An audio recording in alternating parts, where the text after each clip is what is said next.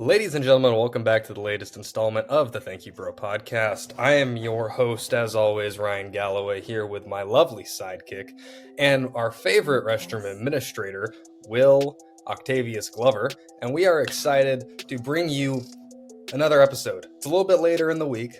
Apologies for that, but you know what? We're here to talk about the latest and greatest news in sports, and we have a special guest today, our good friend Joseph Cortez, who is, as a matter of fact, a coach in college football. He is. And I don't appreciate the sidekick thing. I'm the owner of this. You are my little assistant with the maid outfit and everything. And so I just want to make sure we clear that one up. Wow. Is that fair? Thoughts? Okay. Well, I'm wearing a Bruins jersey, but fair enough. It's terrible. Show him. So he's got the Bruins jersey on. There's his Boston mug. He's got New England in the background. I've never seen a bigger glazer in my life than Ryan Galloway. If there's someone who does tricks on everything, it's Ryan Galloway, flips and all. So I love my team, and I'm not about to apologize for that. It's terrible. And for those who can't see, his current name on our software that we use to record this is called Celtics 2-0 versus Wimby, which we will talk about later on in the show. But first, I want Ryan kind of already introduced us to him, but I want to formally introduce ourselves to our good friend Joseph, who is here live from the University of Texas at Austin. Joseph, go ahead and say hello. Yo, what's up, everybody? Thank you, bro, for having me.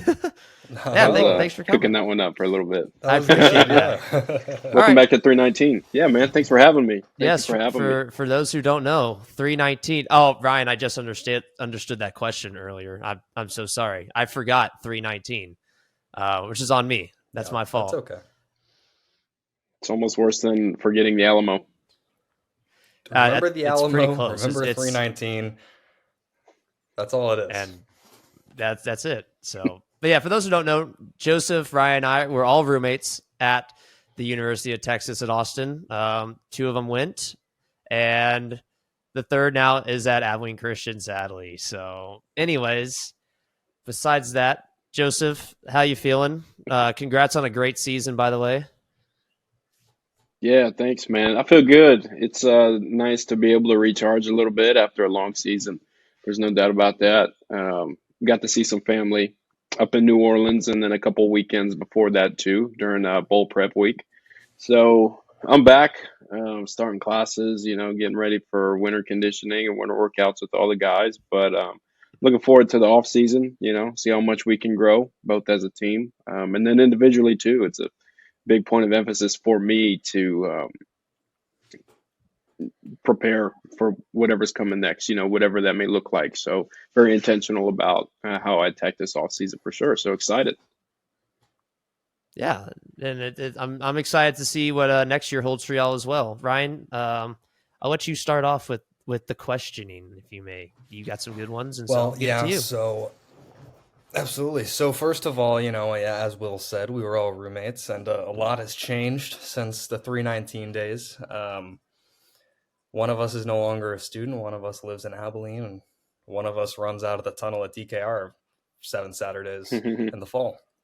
So, Joe, obviously you got into coaching, and I've been able to follow you through this entire journey, and it's been really awesome and really special to see you kind of grow into the man that you've become and the coach that you've become, and kind of seeing, comparing you to when I first met you versus comparing you to now. I feel like you've grown a lot more than a lot of people usually do in 4 or 5 years. And so that's really impressive. First of all, I want to commend you for that. But how has your life changed since you started coaching? Have you adopted important habits or any applicable lessons to real life that you learned in the locker room on the football field? Yeah, for sure, man. That's a big one. The biggest difference in my lifestyle before coaching versus now is just the structure of my schedule. So, we're by the minute, by the second, every single day, 365 days a year in college football. Before I got into that, I was running a business out of digital marketing, and I was kind of dabbling my hand at some other things here and there. took on a lot of projects, jumped into a lot of different opportunities, but really couldn't find anything that I wanted to stick with long term.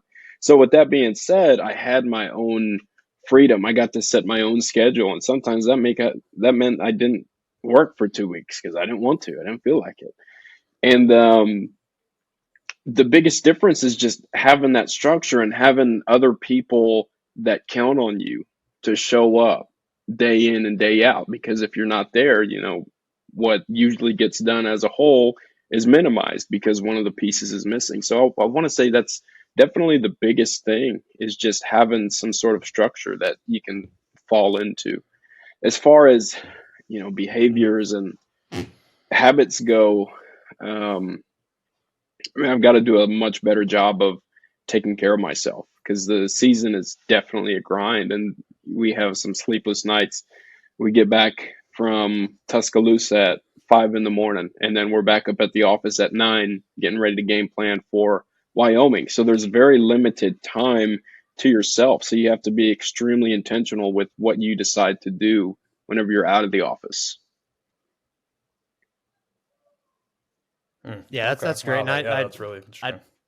I loved how you mentioned being intentional, because that's something I'm trying to learn with what I do, and I think a lot of our viewers can benefit to having someone be that word of encouragement on what you did with being intentional in every action. I love the way how you brought up, you get back at 5 and you go back to work at 9, and sometimes that's just how it is in life. So I kind of want to I'll bounce off that, when that kind of brings. How do you feel like with being more intentional, how has that improved your leadership abilities? Yeah. Well, I think first and foremost, what's crucial to even have the ability to be intentional is having a vision for yourself. Where do you want to see yourself? And thinking long term here, when you're 75 years old or 85 years old, what do you want to be remembered as? What do you want your grandkids to say about you? The people who come and speak at your funeral, what do you want them to say? How many people do you even want to be there? So whenever you have that vision for yourself, and I've got a really clear one as far as what it looks like for me many, many years down the road. And so every step, just as a result of that, just kind of follows naturally. And yeah, you have your days where it's really hard. No doubt about that. You don't feel like you are yourself, and that's okay. That's what happens over the course of a year. You experience the ebbs and the flows of different seasons throughout the course, right? And so by being able to fall back on that vision, you can do a couple of things. One, you can remember how far you've come, but two, you understand how much more you need to go. And so that's a good way to keep it in perspective. As far as leadership goes, everybody is kind of drawn to somebody who knows where they're going. That's a just natural human behavior. And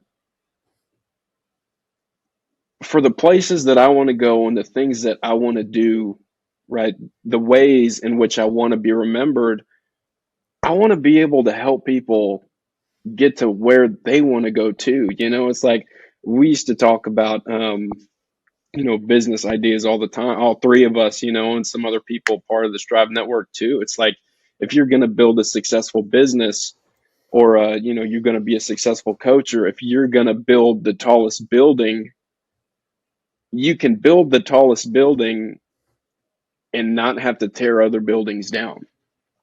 And so that's a crucial part of leadership, and definitely something that we really emphasize throughout the last 2 seasons that I've been here, is servant leadership and serving others and helping others get to where they want to be too. Because at the end of the day, man, we all come from the same place.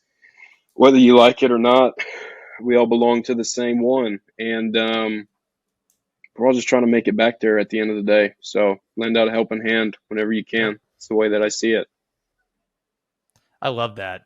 If you want to build the tallest building, you don't have to tear others down. I absolutely love that quote. And you know what? I'll make a graphic out of it. You got to send me a little headshot of you. I'll make a graphic out of it. I'll make it I'll make it special. I'll see if I got a handsome one. I'll do my Yeah. best. You I might know have you some do. pictures from back in the I day that are got some good definitely ones. inappropriate. I got some Yeah, maybe let's try to couch keep it PG at pictures. least. Oh yeah, We could The just couch good pictures. Yeah, I times, can just man. put that quote just put that quote over the picture of colleges getting to Joe. If you remember that Yes, one. I'll do that. I'll have two mock-ups. Good times. One for us and then one for the. Yeah, So we can anyways, post one on the Ryan. Finsta. Post one for the people. Yeah, there you That's go. funny. There you go. Get the Finsta going again. But so I feel like we've been talking a lot about, certain qualities or traits that you have or have adopted since becoming a coach. And for you, it seems like it's a lot about personal mindset in order to succeed. And when you have a bunch of guys together with that mindset, your team is more likely to succeed. And that goes beyond football for whatever industry you're in or wherever you're at in life. But I wanted to ask what that mindset looks like for someone who wants to be successful in football. And you've been around a lot of talented players over the past couple of years. Is there a certain trait or particular mindset or attribute that a lot of the star players have that helps push them for success beyond just their physical ability? Yes, yes. I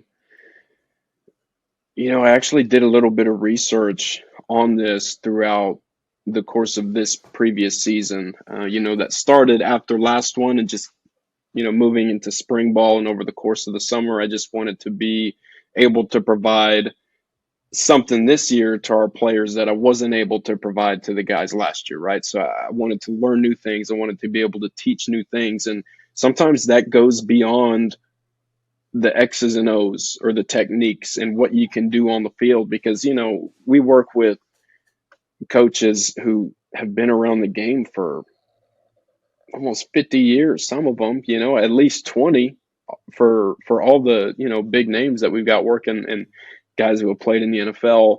And I can't compete with that.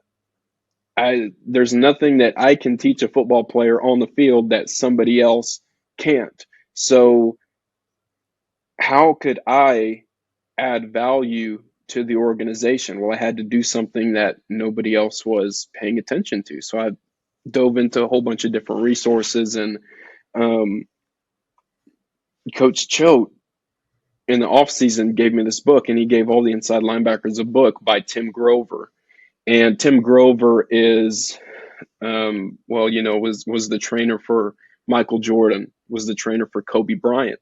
And if you look him up, you'll see how much of an impact his work had on those two players who are arguably top 5 greatest of all time. And one of the most interesting parts, learning from his work was that all of the greats in any field are able to tap into their dark side. And what I mean by that is they're able to tap into the feelings that arise whenever people say that they can't do something or they'll never amount to anything, or, the heartbreak in the past, the broken homes growing up, whatever it might be. All of us do have demons, and that's just the truth. We all have a dark side to us, and some people are just more comfortable at tapping into that at certain times, and that's what makes them tick. That's what makes them go. That's why they push harder when everybody else has had enough, because those dark forces that are deep inside are some of the most powerful known to mankind. And dude, that's got to be one of the top qualities that these star players have, is just their desire to work and work and work because they've got something to prove, and that's extremely powerful. Yeah, that's good. I like how you mentioned Well, tapping into the dark side, which not many people do. If you really think about it, that's what separates the people you see on Mm-hmm. TV and in the news, with the ones who work behind the scenes, if you may. So I think that's really it's really insightful. No doubt. Ryan, Yeah. The book Yeah. in question is called Relentless by Tim Grover. If you guys want to check it out, or anybody listening, it's Yeah. really powerful, and throughout the course of it, make you really uncomfortable at times while you read it, but it's worth it. Mhm. Yeah, Yeah. being No, uncomfortable I'm is good. gonna check that book out. Yeah, absolutely it is. And Joe, you hit the nail on the head. I hadn't even really thought much about that, but that dark side you can tap into, or that, I don't think we've called it the Mamba mentality, but I'm gonna go ahead and call it the Mamba mentality. Um, but you see that in Michael Jordan, obviously Kobe, Tom Brady has started talking a lot about how much he wanted to win and how he would make no he Here he if you goes. listen Here to he the interviews, goes. it's fascinating. He Yeah, would I know. personally like do everything in his power to mentally view the other team as the enemy, and a lot of successful athletes do that as well. So I really liked what you had to say there. Will, do you have any other questions? It's a little different. I personally, obviously, we were all following Texas' season the whole way through. Lots of high highs and not too many low lows. But I do want to talk about what was going through your mind on fourth and 8 with 1 second left. Well, I forgot what it was. In Louisiana, what was going through y'all's In mind the as Sugar y'all? Bowl. Yeah, bring it back all the way from 1 minute from when they had the ball and they were running it out. What was going on through there? If you don't mind sharing. Yeah, man. Well, I can you can even take it back to the first quarter. You know, we prepare all season for moments like that. We treat every Big 12 game like it's a championship game, and so being in that position to kick off the Sugar Bowl was no different than the previous 8 weeks. Because we had our backs against the wall. We lose one, and we're not in that game. So we were no stranger to the pressure. I'll start there.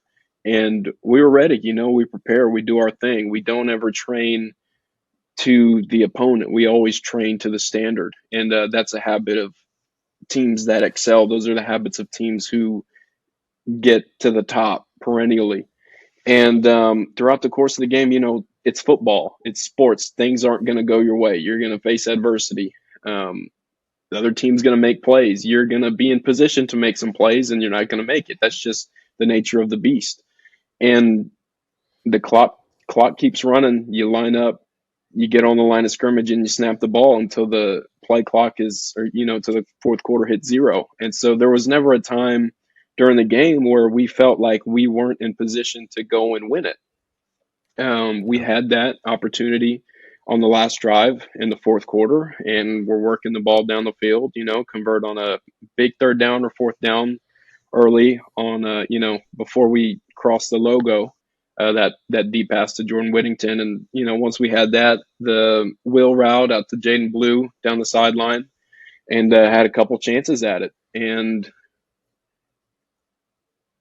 it just didn't pan out. We're Yeah. a couple inches away, and that's the way the game goes sometimes. You prepare as much as you can, and you're ready for any situation, and we definitely were. We were right there, but at the end of the day, sometimes the ball don't bounce your way, and that's what happened there, man. So all you can do is learn from it, grow from it, and get ready for the next one, man.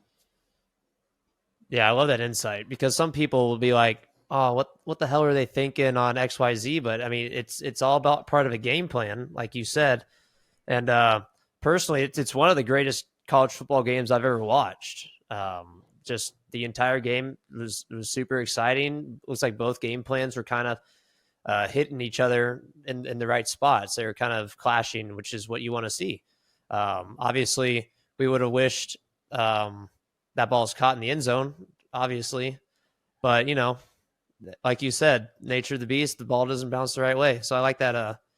I like that perspective for sure. It's nice to hear it from someone who's actually involved. Whereas we see a lot of dudes like Colin Cowherd, or even sometimes, Ryan and I, we don't have everything. We don't have all the info, and we still try to make opinions. So I appreciate Yeah, you no doubt, kind of explaining what went down through there. So for sure. for sure. Well, Ryan, I'll throw it back to you one last time. You have anything else? Yeah, I actually do. I have one last thing, and then we'll let you get out of here, Joseph. But thank you for being part of this today. But I wanted to hear Yeah, man, no doubt. there's a few teams left in the NFL playoffs. Who's your Super Bowl prediction? Here we go. Can't let you out of here without talking sports. Yeah. Oh man. It's hard to bet against Pat Mahomes. I don't know what happened to the Green Bay Packers, but they looked like they all belonged on an all-pro team whenever they played Dallas. And sometimes that happens whenever you want to beat a team so bad. You just play out of your mind, and maybe that's what happened there. I'm a fan of the Rams head coach, no doubt. I've seen some of his stuff from camp this past offseason. Tune in to some of his sound bites. He seems like a real genuine dude, so I'm no doubt rooting for him. But if I were to pick a team to win the Super Bowl this year, I just can't bet against Andy Reid and the Chiefs and Patrick Mahomes, dude. They didn't impress me much throughout the regular season, and maybe that's just a testament to what we've been blessed to witness from Patrick Mahomes over the past couple of years. But sure enough, as soon as the playoffs came around, they were dialed, and that's what it takes, man. And sports in general is you got to get hot at the right time, and they look pretty hot right now. So I'm going to go with the Chiefs. Yep, that's all right. Fair enough. I like that's that kind of pick, what I kind of agree, and I hate to say that because I don't like the Chiefs. I hope the Chiefs don't win. But No, me neither. Patrick Mahomes is the greatest QB since Ryan's favorite, Tom Brady. So, like you said, it's hard to find. It's hard to bet against him. So I think Joseph's pick is the right one. So who better than we'll see, the football guru himself. So, well, Joseph, we appreciate it so much. Appreciate your friendship. We need to all three of us get 319 back together very soon. I'm dying to just sit down with y'all, just hang out and talk. That's something that we need to do. Yeah, man. So we need to do that for sure. Get the boys back in town, crack open a couple of cold ones, and get the show on the road, baby. Yes, sir. So, Joe, we're gonna have to plan that. Appreciate it. Ryan, you have anything? Yeah. No, sure. That's about it. Yeah. We're gonna have to get that on the calendar. Take care of yourself, bro. Joseph. Yeah, man. Appreciate you as always. Yeah, man. Love you guys. Yes, sir. Love you, man. Adios. Bye. All right. So, ladies and gentlemen, that was Joseph Cortez. Thank you, Joe. Thank you, Joe. Thank you, bro. So, there you go. Boom. I'm just rhyming left and right here. Call me Eminem. So, yeah. Very insightful. I love the way he just looks at the game and how it's not just the game, it's life.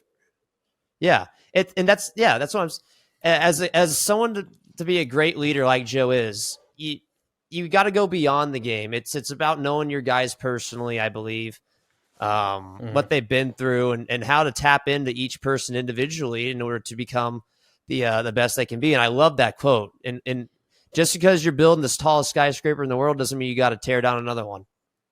And so I think that's beautifully said. And like I said, that will be on a quote, and I think I'll post that soon. I got a lot on my plate. Well, you're gonna put it on some like weird picture. Though. I just feel like it's gonna be like some a picture like I said, I'm gonna have 2 copies on the sidewalk, like the affirmations or whatever that affirmations. Yeah. Have you seen that on Instagram? Yeah. So maybe. Yeah, I like. But I think it's gonna be Joe sleeping on the couch. I got a few of those.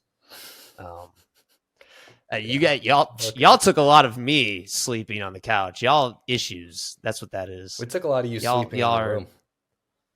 Yeah, so mental illness is what that is.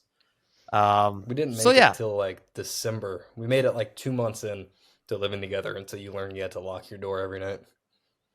And I still didn't. I liked your presence. I liked your soft touch. And, all right, so we're gonna cut that out because that's the worst thing I've heard all week. That's not getting cut out. Cut out. Wish it was. Well, yeah. Hopefully, Joe just texted maybe a delay. It was not. I don't think so, but we'll figure that out later. There's a little delay on my end. Yeah, I fixed it on post last time, so I'll do that again. And hopefully, when I kicked him out, well, I didn't kick him out. When I removed him from the call, hopefully it still finished uploading. And then, because if not, then we're gonna have some issues. But I'll figure it out. Anyways, let's think positive, like Joe does. Joe thinks positive, and we should too. Speaking of positives, Ryan, you know what? Let's stay on the football track. Give me since the last time we talked, the Patriots have hired a new head coach, and you think positively of him, don't you? Well, I do. First of all, Gerard Mayo, really loved and adored by the fan base up there. He's a hero, one of the best players and linebackers of. Actually, I'm going to go on one of the best defensive players ever on a Belichick team in that Patriots dynasty. Great mind for the game. He's been on the coaching staff since 2019. I think it's an amazing hire. I am a little skeptical because I'm a firm believer that teams should hire an offensive-minded coach in the modern era. But it's, if nothing else, a continuation of a lot of the Belichick, which a lot of the Belichick is good. That it's very good for the defense. I am really hoping that Mayo will kind of create his own voice and style for the team, and that starts with how we use our draft pick, the number 3 pick. And he's already having more fun than Belichick ever did with his teaser. Did you see what he said about the number 3 pick? I did not. What did he say? He said it's a very important pick for the entire organization, and that it is going to be used on the most skilled position, on the most skilled player for one of the most important positions in the game, making everyone think quarterback. Making everyone think quarterback, but I really just think that means he's going to take left tackle Joe Alt, which is fine, but that could very quickly turn out to, and I forget his name. Do you remember? Y'all better go sign T. Higgins. Y'all better go sign T. You're telling me, but do you remember that random offensive lineman, or not random, I forget his name, offensive lineman for the Cleveland Browns for like 15 years. Team always sucked, Joe Thomas. but he was always like one of the, yeah. I'm afraid that if we got like Joe Alt, who I think is going to be an amazing player, going to be protecting nobody, who has nobody to throw to and no run game. That's just not what I want. I want to be excited to watch every Sunday again. But overall, I feel very good about the hire. Like I said, at 3, you need to get Marv. At 9, you need to get Adunze. Boom, done. You can find an OT later down. They have the 20-something pick too, don't they? Or do they have the 9th? Sure. Who am I thinking has the 9th? I don't know. Is that the Bears? No, that's the Bears. I'm sorry. But the Bears are going to get Odunze is what I meant. But yeah, the Patriots should get Harrison, or at least trade up or down to get to that spot. They need a wide receiver as bad as the Bears do. I would be happy with that. Need a quarterback worse than the Bears, though. Yeah, I don't know what to do there for you. You can go get Joe Flacco. I actually saw today that Belichick was trying to trade Mac last offseason, and he wanted to potentially sign Baker Mayfield to be the quarterback. Wow, that aged well, apparently, because Baker's doing well. Belichick, other than giving up on Tom Brady, has made some good decisions. Which is, if Belichick goes to Atlanta, Kyle Pitts and Bijan Robinson should be first and second round picks in fantasy football. That's all I'm saying. Belichick loves nothing more than giving his running back 20 touches a game and his tight end at least 10 targets a day. Yep. Exactly. So I feel like that's the perfect fit. Kyle Pitts is, I believe, probably the most skilled tight end in football right now besides Laporta, but even so, he just hasn't been used, and so everyone thinks he's some some shitter, and he's not. But that's just my take on it. Let's speaking. You brought up Baker. We're gonna bring up just playoff overreactions. Can we do that? What was your biggest over? What's your biggest overreaction? And I think I know what it is, but go ahead and give it to me. My biggest overreaction is that Dak Prescott sucks. He's an average quarterback. All of his good stats are either plays made by his really good talent around him or garbage stat padding after a game's already over. And I'm going to honestly say it's probably more on him than it is McCarthy. Really?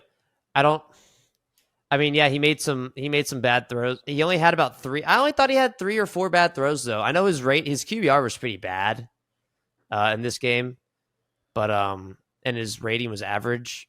I can't put that loss on him. There's no way you allow Jordan Love to dot you up for 48 points. I mean, it's just not going to happen. Well, there's no way. He doesn't know how to take over a game, I don't think. Yeah, but I mean, at the end of the day, it's hard to take over a game when you're down 27-7 at half, and you're like, yeah, maybe it should have been 20-14 because of one of those mistakes Prescott made. But it's like, and then you get into the third quarter and you go down by almost 30. It's like, well, defense, can you give me one stop, please? And the Dallas's defense was unable to get that stop they needed. But yeah, I can agree with that to an extent. I feel like Prescott, he's not the guy. But at this point, they don't have anyone else. And besides, you want Trey Lance? Go ahead, I guess. It's a pretty rough option. But Ryan, you asked Joe for your prediction, for his predictions, and I gave you my prediction. I want to hear, unless you want to talk about the wild card week a little more. Flacco sucked. The best game was the Rams and Lions, which really sucks because I want to blame it on a few missed calls in the fourth, but you got to execute in the first half, and the Rams did not execute in the first half. So that's my take on it. Ryan, give me your takes and / or predictions for the playoffs. Well, how much fun are the Texans? We were right about them at the beginning of the year. Yep. Totally dismantled Cleveland, first of all. And they had been playing very good football. Flacco had been playing good football as well. But CJ Stroud is great. He's missing his best receiver in Tank Dell. And Noah Brown. They're dealing with some injuries right now, and in it so much inexperience, and they're still winning convincingly, and winning at home, on the road, winning with the run game, winning with the passing game, winning defensively. It's awesome to watch. Now, it's unfortunately going to come to an end this weekend against the Ravens, but what a story it's been. I'll be very excited to see what they do in the offseason for next year as well. But yeah, I think in terms of my other playoff predictions, Ravens to the Super Bowl. Ravens are coming out of the AFC. I think Josh Allen finally beats the boogeyman that is the Chiefs this weekend. And I think that give me the Bills over the Chiefs. Take. I think that the lack of receivers and the lack of offensive weapons is finally going to catch up to them. Mahomes is amazing, obviously, but he can't do it all by himself this year. Yeah, that's fair. And it's in Buffalo. Somehow that Bills team got the 2 seed. Don't know why. But or the 3 seed, whatever they were. Nope. Who cares? It don't matter. We did say we going back to the Texans season ending, we did say that about the Packers, and look what happened. That's very true. Absolutely curb stomped. You turned off your camera, buddy. Yeah. Would you like to go ahead and turn that back on? There you are. I Hey, had to I had to get up and let the plug my record phone in. show he was picking his nose. Let the record No, show. it doesn't. No, Yep, but I'm he not was. wearing pants, and I had to get up and plug my Oh, phone in. So dude, I give you all afternoon to prepare, and you can't put on pants. it was really a choice, to be honest with you. It's really hot in my room. Fan, lower the thermostat. Maybe the thermostat's right next to your Well, door. if I turn the fan on, you're gonna bitch That's at true. me Don't for turn on the having fan. background Yeah, I noise. will. Yeah, It's not so professional. But no, it's not. And I wouldn't do that. thermostat. I understand this industry, and I have to make some personal sacrifices, and getting a little sweaty. That's just part of the game. Wish it was me. Anyways, Like the 3 layers of makeup I have to put on before I do this. yeah, I mean, you put on 3 layers of makeup regardless of the circumstance. So you're Wow. go to your Is that little envy? girly Is that salon envy right to there? get Is that what your. that is coming from? No, it's actually me Origin? thanking. No. It's me thanking the Lord that I was not built as feminine as you were. Look Wow. at that smolder though.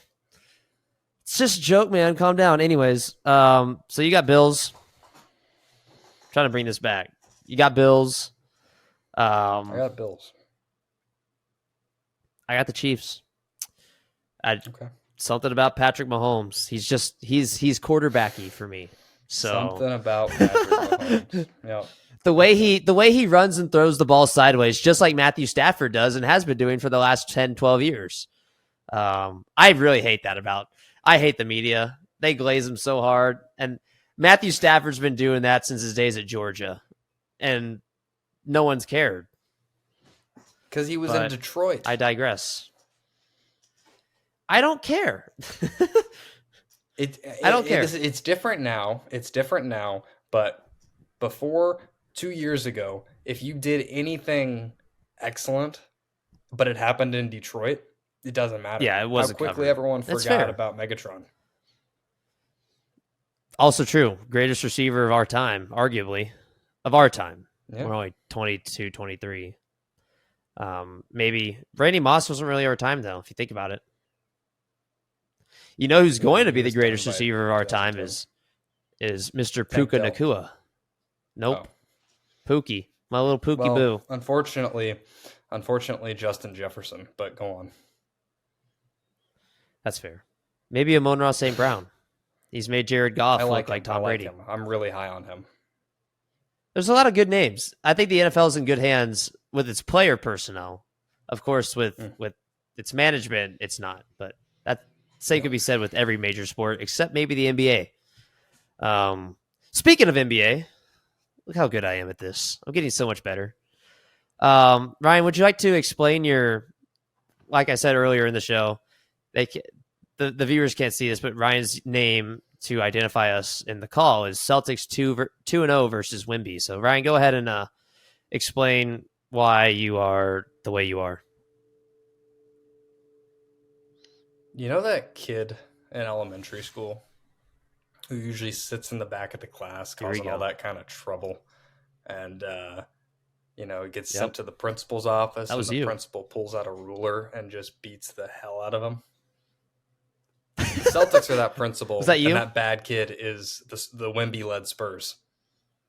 And that was not me. No, I was an angel All right. child. I was absolutely perfect. But yeah, basically, Jason Tatum and Fibbing? Derek White and the whole gang and the Celtics as a whole are the father, biologically, of Victor Wembanyama. And it's going to stay that way Biologically. for a very long time. Not for a very So, long time. That's kind of Because when DeJounte Murray puts on his number 5 again. Nope. When DeJounte Murray puts on that silver and black 5. I do now because we have Wemby. We don't need that to is tank. a terrible idea. I don't. He's gonna win his the games, most man. Him locker and room Wemby would go issues, crazy. Drama filled. You don't want to. You're telling me you're gonna take young, sweet, impressionable Victor Wembanyama and put him That's fair. DeJounte Murray right there with him so that he can put all Well, these it's either that or LeBron delusions James in his Jr. head, So, and then he's going to hate Pop too. Why does it have to be that or? that's fair. There's That'd a be lot like of options adding out there. Kawhi. There is LeBron James Jr. So, which guarantees you LeBron James if you want to go that route. Does Just it? a thought. I guess. Celtics 20-0 at home now. Very impressive. Trying to match the Spurs record. I think they still hold it, which is 40-1. No one's ever gone 41-0, I think, at home. So Spurs were closest before the Warriors beat them back in 2017. If you can believe that. Yeah. So I guess that'll be the test to see who's the biological father. If the Celtics go 41-0 at home, then I will concede that theory. Is that fair? Yeah, I'll take you up on that. Yeah. Okay. Okay. I want to talk a little more about basketball. Kind of has to do with being the father of the Bucks or the father of the Celtics. I guess. I think the last time we uploaded was before that lashing that the Bucks gave, but the Bucks don't convince me. That was obviously a fluke win. Because then the Bucks went on to lose by 40 to the Cleveland Cavaliers last night, in which Bobby Portis has led that team in scoring in 3 of the last 5 games. Are the Bucks threats to y'all? Do you think the Bucks are threats to the Celtics, or do you think that was just a fluke? No, it was a fluke. It was coming off a back-to-back halfway across the country. You know, you shouldn't get blown out like that ever, but it happens sometimes. And the Celtics have already beat them twice this season. So it's fine. Twice? Maybe just once. That's fair. I don't have it in front of me. I'm not going to check their full schedule. Once or twice. But yeah. Giannis didn't play, but you can't lose by 40. So yeah, right now I think it's the Celtics league and who wants to play for second. But we've said that in the past. And then the Warriors came about, which thoughts go out to the Warriors, obviously, who are postponing their second straight game on Friday. Terrible situation. I think I'm not going to pronounce his name because I don't want to botch it up. But to the Warriors, our thoughts go out to y'all, of course. And I hope this is the start of the Warriors turnaround, because I know these guys can do it. These guys are all veterans; they all know how to play. But I think this could be this could be where the Warriors get competitive again, and maybe push for a deep playoff run. Do you have anything to say about the Warriors there? I hope not. I really don't like watching the Warriors play the game of basketball. I don't like having to deal with Draymond Green and Klay Thompson in the news on a regular basis. So I'm okay with them not being good or competitive. They had their time. Call me a hater if you want. That's fine. I can take it. But yeah, those are my thoughts on the Warriors. Obviously a horrible situation. Prayers out to the family and entire team. But the NBA is okay. Yeah, I think that's good. So yeah, some quick basketball talk. I don't really have anything else to say about it. And in regards to other sports, it's kind of been quiet. It's been quiet in hockey too. So, yeah, I don't have much else to say. Ryan, you got anything else? I think this is a pretty good episode.